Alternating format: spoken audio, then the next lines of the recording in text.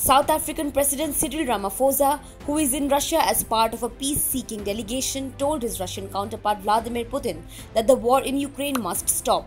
Ramaphosa laid out the 10 points of the African Peace Initiative that is seeking agreement on a series of confidence-building measures, even as Ukraine last week began a counteroffensive to push back Russian forces. Ramaphosa was in St Petersburg on Saturday at the 18th century Konstantinovsky Palace.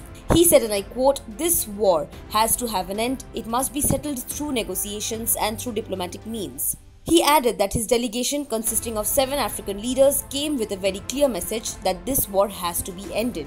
Ramaphosa further said, and I continue to quote, "This war is having a negative impact on the African continent and indeed on many other countries around the world." Putin interrupted opening remarks by African leaders seeking to mediate in the Ukraine conflict to deliver a list of reasons why he believed many of their proposals were misguided. He reiterated his position that Ukraine and the West had started the conflict long before Russia sent its armed forces over the border in February last year. He said that Russia had never refused talks with the Ukrainian side, which had been blocked by Kyiv. The group also includes leaders from Egypt, the Republic of the Congo, Senegal, Zambia, Uganda and Comoros.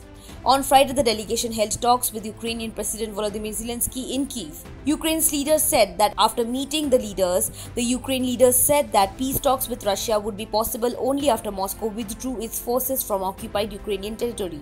African countries have been divided over the response to the conflict, with some siding with Ukraine while others have remained neutral or gravitated towards Moscow. During their meeting with Zelensky, the Ukraine president requested the African leaders to push Putin to release political prisoners as a confidence-building measure. 70-year-old Vladimir Putin on Saturday praised the balanced approach of African countries towards the Ukraine conflict. He said, and I quote, "We welcome the balanced approach of African friends to the Ukraine crisis. We are open to constructive dialogue with all those who want peace based on the principles of respect for each other's interests as well as justice," Putin told the visiting leaders. The Russian leader also said that exports of Ukrainian grain under a deal ensuring its safe passage through the Black Sea was not helping to resolve Africa's problem with high global food prices, as only 3% has gone to the poorest countries. Putin said that the food crisis had been caused by the actions of Western countries and not by what Russia calls a special military operation in Ukraine.